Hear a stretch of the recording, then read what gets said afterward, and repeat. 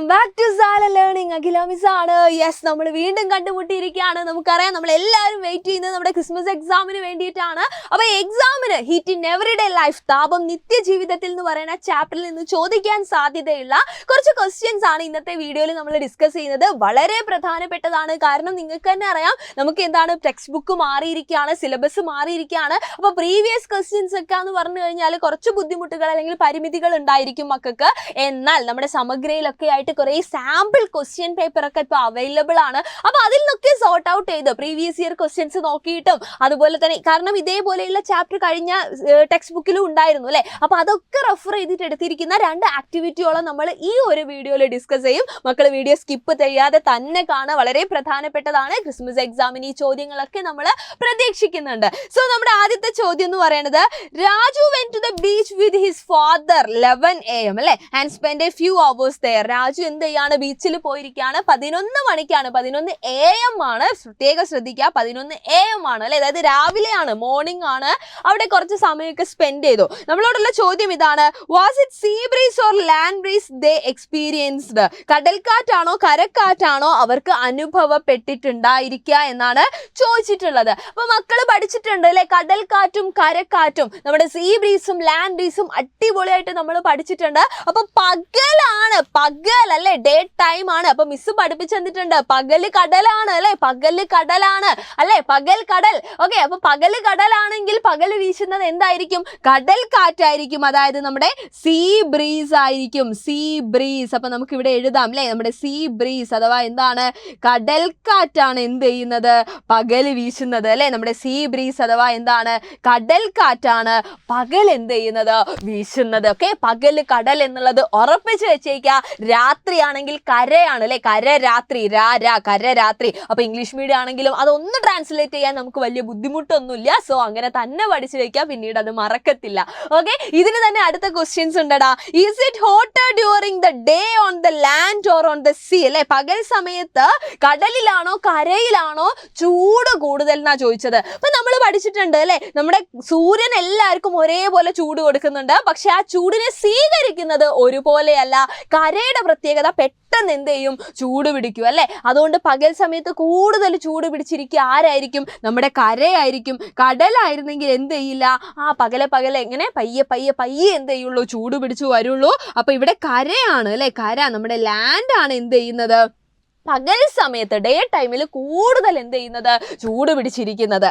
അടുത്തത്, which has colder air at night അല്ലെ, the land or the sea. നമ്മുടെ കരയിലാണോ കടലിലാണോ രാത്രിയിൽ വായുവിന് തണുപ്പ് കൂടുതൽ, രാത്രിയുള്ള കാര്യമാണ്. അപ്പൊ നേരത്തെ നമ്മൾ പറഞ്ഞ പോലെ സൂര്യൻ എല്ലാവർക്കും ചൂട് കൊടുക്കുന്നു, കര ആദ്യം ചൂട് പിടിക്കുന്നു, അത് കഴിഞ്ഞ് കടൽ പതുക്കെ ചൂട് പിടിച്ച് ഇങ്ങനെ വരുന്നേ ഉള്ളൂ. സൂര്യൻ ടാറ്റ ബൈ ബൈ പറഞ്ഞു പോകുമ്പോഴത്തേക്ക് കര എന്ത് ചെയ്യും, തണുക്കാൻ തുടങ്ങും അല്ലെ, കര പെട്ടെന്ന് തണുക്കും. പക്ഷെ കടൽ എന്ത് ചെയ്യില്ല, പെട്ടെന്ന് തണുക്കില്ല. കടൽ പതുക്കെ ചൂട് പിടിച്ച് വന്നിട്ടേ ഉള്ളൂ, അതേ സ്ലോ മോഷനിൽ തന്നെ ആൾ എന്ത് ചെയ്യുള്ളൂ, തണുക്കുള്ളൂ. അപ്പൊ രാത്രി ആയി കഴിഞ്ഞ് കഴിഞ്ഞാലും കടൽ തണുക്കാൻ തുടങ്ങിയിട്ടുണ്ടാവില്ല അല്ലെ, അതായത് കടലിന് മുകളിലുള്ള വായു ചൂട് പിടിച്ചിരിക്കുകയായിരിക്കും. പക്ഷെ കരയ്ക്ക് മുകളിലുള്ള വായു ആയിരിക്കും എന്ത് ചെയ്തിരിക്കുക, ആ സമയത്ത് തണുത്തിരിക്കുന്നുണ്ടാവുക. ആദ്യം തന്നെ തണുത്ത ആളല്ലേ, അപ്പൊ തണുത്തിരിക്കുകയായിരിക്കും അല്ലെ. അപ്പൊ നമ്മൾ ഇവിടെ എഴുതാം, which has colder air at night അല്ലെ, രാത്രിയിൽ ആർക്കാണ് തണുത്ത വായു ഉള്ളത്, നമ്മുടെ കരയിൽ തന്നെയാണ് അല്ലെ, നമ്മുടെ ലാൻഡിൽ തന്നെയാണ്. സോ അത് നമ്മൾ എന്ത് ചെയ്തു, മാർക്ക് ചെയ്തു. ക്ലിയർ.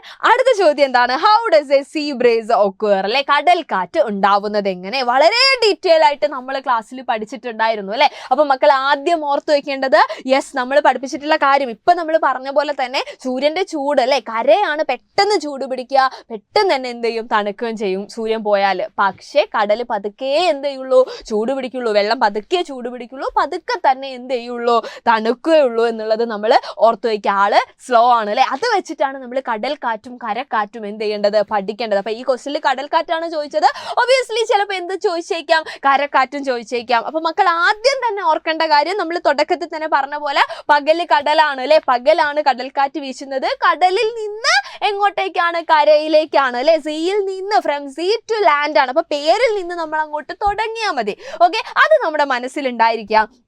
ആൻഡ് ഇവിടെ എന്താ സംഭവിക്കുന്നതെന്ന് ചോദിച്ചു കഴിഞ്ഞാൽ നമുക്കത് വ്യക്തമായിട്ട് പോയിന്റ് ഔട്ട് ചെയ്യാൻ പറ്റണം അല്ലെ. അപ്പൊ ഇവിടുത്തെ സംഭവം എന്താണ്, യെസ്, സൂര്യന്റെ ചൂടേറ്റിട്ട് എന്ത് ചെയ്യുന്നു, നമ്മുടെ കരയ്ക്ക് മുകളിലുള്ള വായു ശക്തിയായിട്ട് ചൂട് പിടിക്കുന്നുണ്ട് അല്ലെ. ചൂട് പിടിച്ച വായു, നമ്മൾ സംവഹനൊക്കെ പഠിച്ച ആളുകളാണ്, കൺവെക്ഷൻ ഒക്കെ പഠിച്ച ആളുകളാണ്. ചൂട് പിടിച്ചാൽ വായുവിന് എന്ത് ചെയ്യാൻ പറ്റില്ല, അവിടെ നിൽക്കാൻ പറ്റില്ല, അത് മുകളിലേക്ക് പോകും അല്ലെ. അപ്പൊ ഇവിടെയുള്ള ചൂട് കൂടിയിട്ടുള്ള വായു ഒക്കെ എന്ത് ചെയ്യാണ്, ചൂട് കൂടിയ വായുവാണ് കരയ്ക്ക് മുകളിൽ, ലാൻഡിന് മുകളിലുള്ളത്.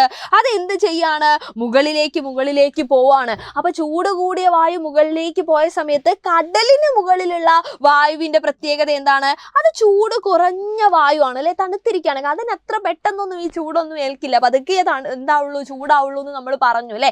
അപ്പൊ ആ തണുത്ത വായു എന്ത് ചെയ്യാണ്, ഇപ്പുറത്തെ കരഭാഗത്ത് നിന്ന് വായു കുറേ മുകളിലോട്ട് പോയില്ലേ, ആ ഒരു കോട്ടിലേക്ക്, ആ ഒരു വാക്കൻസിലേക്ക് ഇതാ ഇങ്ങനെ അടിച്ച് കയറുന്നു.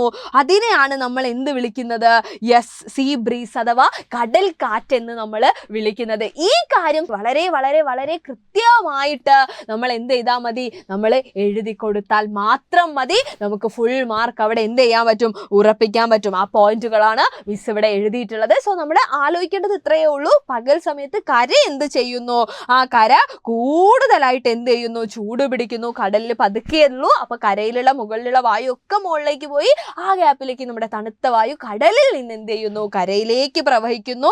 അതിനെയാണ് നമ്മൾ കടൽ കാറ്റ് എന്ന് വിളിക്കുന്നത്. അപ്പൊ പകലാണെന്നുള്ള പോയിന്റ് നമ്മൾ അവിടെ എഴുതി കഴിഞ്ഞു അല്ലെ. ഇനി ഇതേപോലെ നമുക്ക് കരക്കാറ്റ് ഒന്ന് പറഞ്ഞു നോക്കാം. കരക്കാറ്റ് എന്ന് പറയുമ്പോൾ ഓർക്കുക, രാത്രിയാണ്. ആ ഒരു രാ ഓർത്താൽ മതി അല്ലെ. കരക്കാറ്റ് എപ്പോഴാണ്, രാത്രിയാണ്. പേര് പോലെ തന്നെ കരയിൽ നിന്ന് കടലിലേക്കാണ് അല്ലെ, ലാൻഡിൽ നിന്ന് സീയിലേക്കാണ് നമ്മൾ എന്ത് വീശുന്നത്, നമ്മുടെ ലാൻഡ് ബ്രീസ് അഥവാ കരക്കാറ്റ്. അവിടെ എന്താ സംഭവിക്കുന്നത്, നമ്മൾ നേരത്തെ പറഞ്ഞതിന്റെ ബാക്കി തന്നെ അല്ലെ. സൂര്യൻ പോയി കഴിഞ്ഞു കഴിഞ്ഞാൽ തണുക്കാൻ തുടങ്ങി. ആര് ആദ്യം തണുക്കും, നമ്മുടെ കരയ്ക്ക് മുകളിലുള്ള ആള് അല്ലെ. Land cools fast. അപ്പൊ അവിടെയുള്ള വായുവിനും എന്തായിരിക്കും, തണുത്ത വായു ആയിരിക്കും. എന്നാൽ നിങ്ങൾ കടലിലേക്ക് നോക്കിയാൽ കടല് പതുക്കെ എന്ത് ചെയ്യുള്ളൂ, തണുക്കുള്ളൂ. ആള് സ്ലോ ആന്ന് പറഞ്ഞില്ലേ. അപ്പൊ കമ്പയർ ചെയ്യുന്ന സമയത്ത് കടലിന് മുകളിലുള്ള വായു എന്തായിരിക്കും, കുറച്ചും കൂടെ ചൂടുള്ള വായു ആയിരിക്കും അല്ലെ. ചൂടുള്ള വായു എപ്പോഴും എന്ത് ചെയ്യുന്ന നമ്മൾ പഠിച്ചിട്ടുള്ളത്, അതെപ്പോഴും മുകളിലേക്ക് പോകും. ചൂട് കൂടിയ വായു എപ്പോഴും എന്ത് ചെയ്യും, മുകളിലേക്ക് പോയിക്കൊണ്ടേയിരിക്കും. ആ കോട്ടിലേക്ക്, ആ ഗ്യാപ്പിലേക്ക് ആര് വരും, നമ്മുടെ തണുത്ത വായു, നമ്മുടെ കരയിൽ നിന്നുള്ള നമ്മുടെ തണുത്ത വായു എന്ത് ചെയ്യും, വീശാൻ തുടങ്ങും. അതിനെയാണ് നമ്മൾ കരക്കാറ്റായിട്ട് അല്ലെ, നമ്മുടെ ലാൻഡ് ബ്രീസ് ആയിട്ട് അനുഭവിക്കുന്നത്. ഓക്കെ, അപ്പൊ ഇത്രയും കാര്യങ്ങൾ നമ്മൾ എന്ത് ചെയ്യണം, നമ്മൾ അവിടെ ഓർത്ത് വെക്കേണ്ടതുണ്ട്. ഓക്കെ, അപ്പൊ ഒരു ആക്ടിവിറ്റി നമ്മൾ ചെയ്തു അല്ലെ. അടുത്ത ഒരു സിമ്പിൾ ആയിട്ടുള്ള ആക്ടിവിറ്റി കൂടെ ഉണ്ട്. ഒരു പിക്ചറൊക്കെ തന്നിട്ടുണ്ട്. സംഭവം എന്താണെന്ന് വെച്ച് കഴിഞ്ഞാൽ ചുരുക്കി പറയാം, നമ്മുടെ മനുവിന് എന്താണ്, യെസ്, പനി പിടിച്ച് കിടക്കുകയാണ് കേട്ടോ. അപ്പൊ അമ്മയാണേ പറഞ്ഞത് ഈ കാര്യം, മനുവിന് പനി പിടിച്ച് കിടക്കുകയെന്ന്. അപ്പൊ മനുവിന്റെ ശരീര താപനില, ബോഡി ടെമ്പറേച്ചർ അറിയാനുള്ള ഉപകരണം ഏതാന്നാ ചോദിച്ചത്. മനുവിന്റെ ശരീര താപനില, നമ്മൾ പനിയൊക്കെ പിടിച്ചു കഴിഞ്ഞ് കഴിഞ്ഞാൽ നമ്മൾ ടെസ്റ്റ് ചെയ്യാറുണ്ട് അല്ലെ, നമ്മൾ എത്ര ടെമ്പറേച്ചർ ഉണ്ട് നോക്കാറല്ലേ. അതിന് നമ്മൾ ഉപയോഗിക്കുന്ന നമ്മുടെ ഉപകരണം എന്ന് പറയുന്നത് ഏതാണ്, യെസ്, ക്ലിനിക്കൽ തെർമോമീറ്റർ ആണ് അല്ലെ. നമുക്കിവിടെ എഴുതാം, ക്ലിനിക്കൽ തെർമോമീറ്റർ ആണ് നമ്മൾ അതിനു വേണ്ടി എന്ത് ചെയ്യുന്നത്, യൂസ് ചെയ്യുന്നത്. ക്ലിനിക്കൽ തെർമോമീറ്റർ ആണ്. അടുത്ത ചോദ്യം എന്ന് പറഞ്ഞു കഴിഞ്ഞാൽ, what are the units of temperature, താപനിലയുടെ യൂണിറ്റുകൾ ഏതൊക്കെയാണ്. നോർമലി നമ്മൾ യൂസ് ചെയ്യുന്നത് എന്താണ്, ഡിഗ്രി സെൽഷ്യസ് എന്ന് നമ്മൾ പറയാറുണ്ട്. അതുപോലെ തന്നെ ഡിഗ്രി ഫാരൻഹീറ്റും എന്താണ്, യെസ്, ഡിഗ്രി ഫാരൻഹീറ്റും എന്താണ്, നമ്മൾ ഈ പറഞ്ഞിട്ടുള്ള നമ്മളുടെ ടെമ്പറേച്ചർ, താപനില അളക്കാൻ ഉപയോഗിക്കുന്ന യൂണിറ്റുകളാണ് എഴുതിയല്ലേ. അടുത്ത എന്താണ്, what is the normal human body temperature, മനുഷ്യന്റെ സാധാരണ ശരീര താപനില എത്രയാണ്. പനിയൊന്നുമില്ല, ഒരു പ്രശ്നവുമില്ല, ആ സമയത്തുള്ള ടെമ്പറേച്ചർ എന്ന് പറയുന്നത് എത്രയാണ്, യെസ്, 37 ഡിഗ്രി സെൽഷ്യസ് നമ്മൾ പറയാറുണ്ട്, അല്ലെങ്കിൽ 98.6 ഫാരൻഹീറ്റ്. പക്ഷേ ഏറ്റവും എളുപ്പം ഡിഗ്രി സെൽഷ്യസ് ആണ് അല്ലേ. അപ്പോൾ 37 ഡിഗ്രി സെൽഷ്യസ് നമ്മൾ എന്ത് ചെയ്യാറുണ്ട്, പറയാറുണ്ട്. Next, which instrument is used to measure temperature in laboratory. ലബോറട്ടറിയിലാണെങ്കിൽ ഈ നമ്മുടെ ക്ലിനിക്കൽ തെർമോമീറ്റർ അല്ല നമ്മൾ യൂസ് ചെയ്യുക, പകരം നമ്മൾ എന്ത് യൂസ് ചെയ്യാറുണ്ട്, ലബോറട്ടറി തെർമോമീറ്റർ അല്ലേ. പഠിക്കാൻ ഭയങ്കര സുഖമാണ്. സംഭവം എന്ന് പറഞ്ഞു കഴിഞ്ഞാൽ ഇത്രയേ ഉള്ളൂ. ലബോറട്ടറി തെർമോമീറ്റർ നമ്മളെ ടെമ്പറേച്ചർ അല്ലെങ്കിൽ താപനില അളക്കാനായിട്ട് ഉപയോഗിക്കുന്ന ഉപകരണം എന്ന് പറയുന്നത് തെർമോമീറ്റർ ആണ്. ആ തെർമോമീറ്ററിൽ തന്നെ നമ്മുടെ ശരീരത്തിന്റെ താപനിലയാണെങ്കിൽ നമ്മൾ ക്ലിനിക്കൽ തെർമോമീറ്റർ ഉപയോഗിക്കുന്നു. അത് സിമ്പിൾ ആയിട്ട് നിങ്ങൾക്ക് ഓർത്ത് വയ്ക്കുക. ഒരു പനി പിടിച്ചാൽ നമ്മൾ ഡോക്ടറെ കാണിക്കാൻ ക്ലിനിക്കിൽ പോകുന്ന ഓർത്താൽ മതി. ഹോസ്പിറ്റൽ ഉണ്ട്, പക്ഷേ ഇപ്പോൾ എല്ലായിടത്തും ക്ലിനിക്കുകൾ കാണാറുണ്ട് അല്ലേ. നമ്മൾ ക്ലിനിക്കിൽ പോയിട്ട് കാണിക്കുന്നു, അപ്പോൾ ക്ലിനിക്കൽ തെർമോമീറ്റർ ആണ് അവിടെ നമ്മൾ ഉപയോഗിക്കുന്നത്. എന്നാൽ ലാബിലാണെങ്കിൽ നമ്മൾ ലബോറട്ടറി തെർമോമീറ്റർ എന്ത് ചെയ്യുന്നു, ഉപയോഗിക്കുന്നു. അത്രയേ ഉള്ളൂ, സിമ്പിൾ ആണ്. ആണ്, പക്ഷേ നമ്മൾ തെറ്റിക്കാൻ പാടില്ല. നമുക്ക് ഫുൾ മാർക്കാണ് നമ്മുടെ ലക്ഷ്യം എന്ന് പറയുന്നത്. അപ്പൊ അത്രയും കാര്യങ്ങളൊക്കെ മക്കൾ ഓർത്ത് വയ്ക്കുക. അപ്പൊ ഇനി പറയാൻ പോകുന്നതെന്ന് വെച്ച് കഴിഞ്ഞാൽ നമ്മുടെ അവഞ്ചേഴ്സ് ബാച്ചിന്റെ കാര്യമാണ്. മക്കൾക്ക് അറിയാം അല്ലേ, നമ്മൾ എന്താണ് ക്രിസ്മസ് എക്സാമും അത് കഴിഞ്ഞുള്ള ആനുവൽ എക്സാം ഒക്കെ മുന്നിൽ കണ്ടുകൊണ്ട് നമ്മുടെ ഒരു റിവിഷൻ ബാച്ച് ഒക്കെ സ്റ്റാർട്ട് ചെയ്യാൻ പോവാണ്. സോ ആരെങ്കിലും നമ്മുടെ അവഞ്ചേഴ്സ് ബാച്ചിൽ ജോയിൻ ചെയ്യാൻ ബാക്കി ഉണ്ടെങ്കിൽ എത്രയും പെട്ടെന്ന് തന്നെ അഡ്മിഷൻ എടുക്കുക.